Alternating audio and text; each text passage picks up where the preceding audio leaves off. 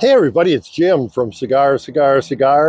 Today I'm going to be reviewing the Rocky Patel ALR cigar, and that stands for Aged, Limited, and Rare.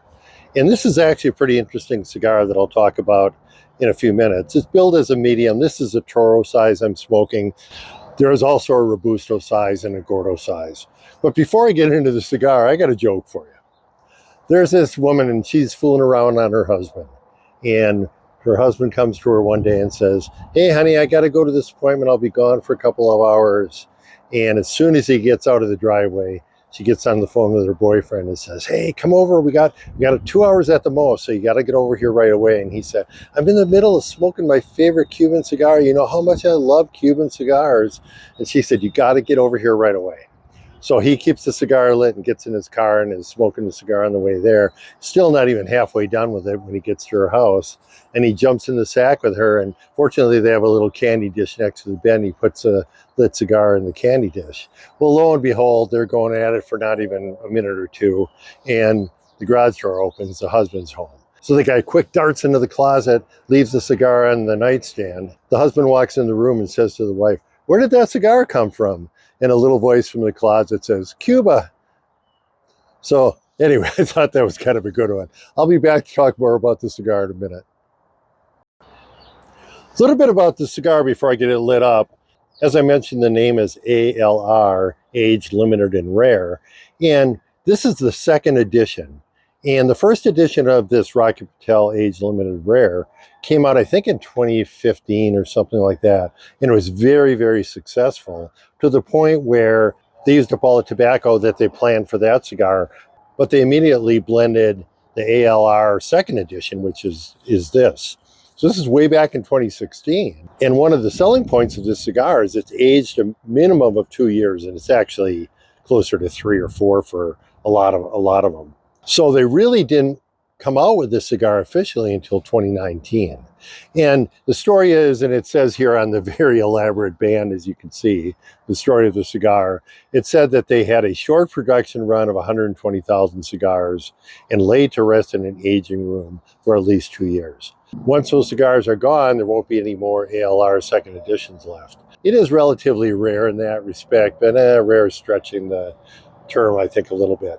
Anyway, I'm going to get this cut and lit up and smoked down and get back to you with a full report. I'm down to the last little bit of this Rocky Patel Aged, Limited, Rare cigar, Second Edition, and I got to say I like it. It's a good cigar.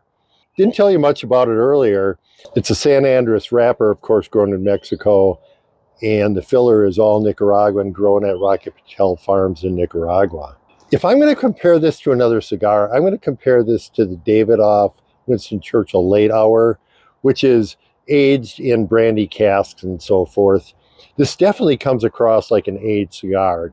It has a very, very chocolate cocoa, I guess, semi-sweet chocolate cocoa flavor to it, but it has some undertones of nuttiness and also a little bit of spice that kicked in about the midway point, but kind of dropped off as well. It's billed as a medium cigar, and pretty much that's how it smokes. Not a sweet medium cigar, but a nice, pleasant medium cigar. It also has little cognac undertones to it, which is, I think, the aging. So that's why I compare it to the Davidoff cigar I just mentioned. I would refer to this cigar as the Davidoff Winston Churchill Late Hour Light. It doesn't quite have that strong cognac aging taste that Davidoff has, but nonetheless, very pleasant, very good. I have a picture of the early canoeing that went on, but it was really windy when I first lit this up. And since then, the wind has settled down. And I got to say, it's burned like a champ since then. It really has been very, very straight edge even. So one touch up, no big deal. Flavor very good.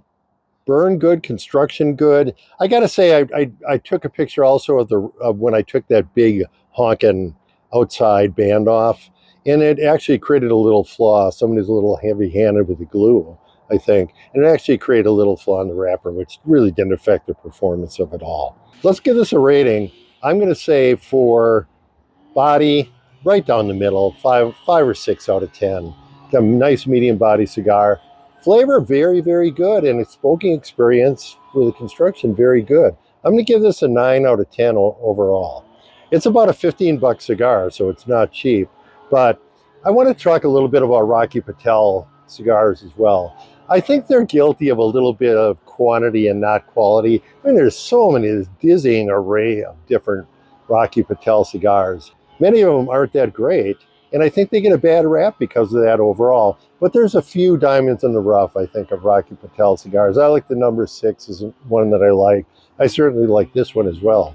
If you pick and choose, I think Rocky Patel can have some pretty good cigars. I'm going to enjoy the rest of this. Smoke this one right down to the nub. Jim from Cigars. I'll see you next time.